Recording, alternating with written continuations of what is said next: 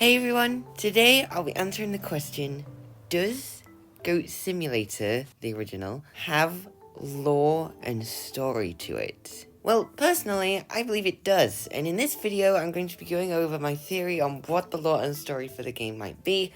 And yes, it's a game about a stretchy goat glitching with NPCs and genuinely just causing mayhem, but I like to throw my own little theory and spin on things, so let's jump straight into it. Now, to start off, in my supposed interpretation of the Goat Sim lore, in inverted commas, we start off our story in Goat Simulator MMO. Not just because it's a fantasy Roman era sort of fantasy adventure RPG sort of DLC, mainly just because of the time period it's implied to be in. Now, this is why I'm glad I didn't make this video before Goat Sim Remastered released, because just as me and my friend were playing through it for the first time, I was utterly clueless on what sort of year and time MMO may have been speculated to take place at. That is, until I saw the remastered graveyard in Goat City Bay. Unlike the original, when you enter this graveyard, everything looks the same, other than this building with a tree growing out of it. Looks like a memorial. And yes, there's a Bible quote on there, and we'll get into that later, but for now, I want to focus on the date 1824 to 1825. Now, I'm not going to try and pronounce that name either, but for now, I think in my little headcanon here, I'm going to say that 1824, 1825 MMO is going to take place around the early, maybe halfway through the 18th century, 1800s. This is also further implied by everyone's style of clothing and the old-fashioned houses and way people did things, especially with this in Goat Cheer, which is interesting, and not to mention all the fantasy elements and different dimensions, portals, crystals, castles, and even a flipping T-Rex. I mean, that doesn't really make sense, but I mean, hey, what do you expect? It's Goat Simulator, it doesn't really need to make sense. Yet here I am trying to make sense of it. Anyway, moving on. Now, obviously, as time goes on, the humans will evolve and improve their survival skills into what we now know as the original Goat Sim. Now, this is where the Goat Sim we all know and love takes place. Goatville, Goat City Bay, and now we've remastered even Goatville High. This is where you play as Pilgor, normally, or at least as normal as this game can get. Your only motive here is to just go around, be a goat, and destroy everything and, as it says on Steam, ruin an NPC's day. This could include headbutting, launching things across the map, exploding petrol stations, stuff like that. Much explosions and stuff like that. A bunch of fun stuff. Now, obviously, we had three maps now for you to explore as a goat, do your thing, but obviously, after a long period of time, after the original Goat Sim, or the events of the original game, I would like to think that the NPCs took things into their own hands and seized to make the goat flump it. Basically, in a more dark tone, try to kill the goat. I would imagine they'd try this in a bunch of different ways, but ultimately, I mean, we know the goat by now, pretty crazy, be pretty difficult. However, we do know that if this theory is correct, they were half successful. And this is why we now enter Goat Z. Now, if my previous theory was correct, it would then make sense why the tutorial for Goat Z takes place in this environment. By the way, shout out to my friend DJ for helping me figure stuff out here. When both myself and DJ were playing through Remastered on Thursday when it released, he ended up telling me that this is a place where people go basically to be put into coffins and things like that. So, with this in mind, what's to say the NPCs didn't think to put Pilgor in this weird place after he died? I'd like to think he'd been asleep, kind of, for a long time, and now he'd finally woken up in Goat City Bay again, in the future. Now, my theory about the NPCs from the original game trying to make the goat flump it could be the potential reason why you start in a graveyard here.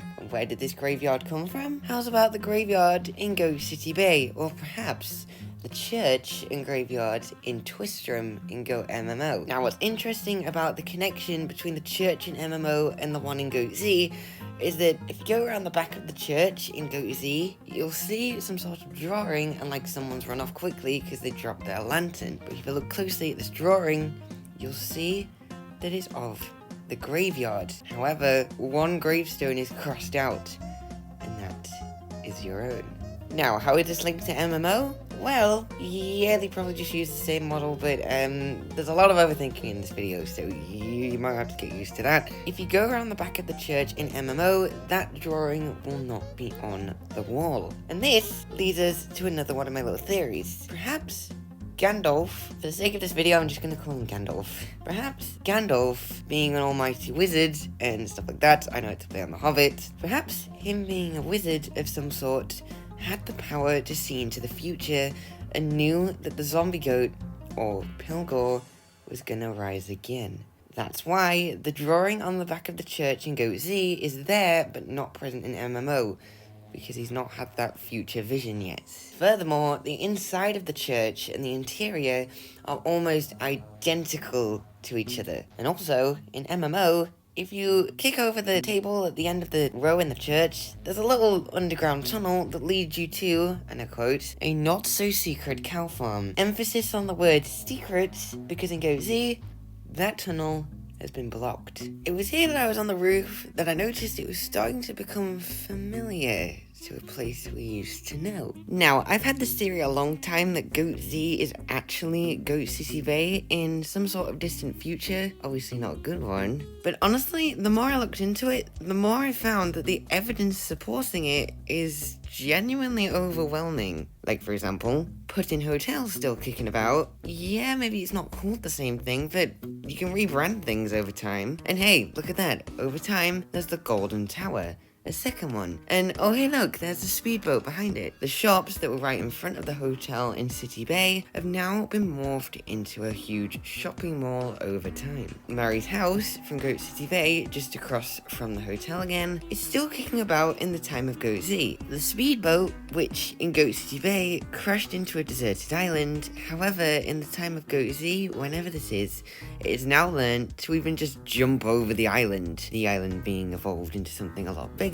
Maybe. Honestly, there's so many comparisons that I think personally I found to Goat City Bay in Goat Z that I honestly couldn't probably count them all in this video without it being nearly an hour long. You really just have to go in for yourself and have a look. But some of the key things I'll mention is that you'll probably have noticed there's a bunch of new and different NPCs. Well, why wouldn't there be? We don't exactly know how much time has passed, supposedly, in between the original game and now, but what was stopping the original NPCs to invite in new residents? And on top of all this, they probably taught these new residents to hate goats. In fact, they even say this.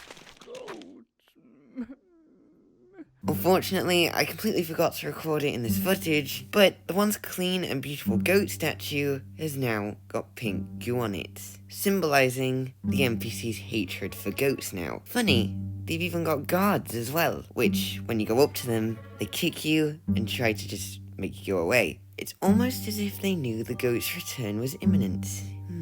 Anyway, now, obviously at the time of Goat Z, you go out, you do your thing, and you start zombie apocalypse, pretty much. Now, as you've seen in Goat Z, you enter after outbreak, and you try your best to survive and thrive with the humans, kind of working with them. However, after you and the other humans don't really see any hope of survival, you, or rather, just the human NPCs, thrive to launch into outer space, hoping to leave you as the goat behind. The reason for this is because a theory of mine is that the humans would probably speculate that if the goat was to come with, he'd probably cause a bunch of mayhem again. Therefore, when you start playing Waste of Space for the first time, you are in your spaceship of your own, finally hoping to survive, and you get shot down out of the sky. You crash into That's really hard to say. You crash into crowd kickers, and, well, Lawrence S. Windler, as he's called, isn't very happy with you. Here, you start raising money, and hopefully in the process, redeem yourself a little. And that would probably be the end of the timeline. However, there is one DLC map world, whatever you want to call it, that I have forgotten. Goat Simulator Payday. Now, Goat Simulator Payday is basically a massive thriving city all amongst a massive desert, which is honestly more like a wasteland than anything else. Now, my theory here is that Payday is what happened to Earth whilst Waste of Space was taking place. That's why you don't really play as Pilgor here. And yeah, I know this is a bit out of the box, but the whole game is here. You can still find and locate Pilgor locked up in the casino. Why is he locked up? Because he's actually a decoy that the real Pilgor put in place so he could go into outer space without the humans realizing he left, or the humans that decided to stay behind. The reason I say this is a decoy is because if you walk up to him, you then turn into him. Well, I say this game isn't normal, but I wouldn't expect that to happen if you walked up to him normally. Now, the last thing I also want to touch on really quick is that, again, the special thanks to DJ, because this is really, really cool. Whilst we were both playing through Remastered together, I started trying to explain my theory to DJ about the potential timeline. However, when I got to talking about Payday, he then said maybe the sandstorm that surrounds the city, if you go too far out in the map, is a way of keeping everyone in, away from the rest of the zombies, perhaps? A way of safety? Or, DJ's theory really, another planet in Waste of Space. The sandstorm is like the gravitational pull. And yeah, this sounds a bit outlandish now, but no pun intended actually. But to just go further back on my theory that Payday is actually what's happening to Earth whilst Waste of Space is happening, you've also got remnants of loot crates and gravestones littered throughout the deserts. There's also this person that's just here in the desert surrounded by a bunch of old cars that have sunken into the sand assumingly, that seems to be wearing a sombrero and has been turned to stone. However, if we look closely at his clothing, you'll notice that it's similar to the ones from MMO. Now, I'm not sure if this has lasted all the time from MMO up until now in current day, but if so, it just goes to show how long things can last for in this game. Okay, I think that's us done. Wait, what? There's Goat Simulator 3? Oh, well, to sum that up, after an extended period of time with the goat joining the humans in space, Earth seems to be pretty safe to return to. Problem solved.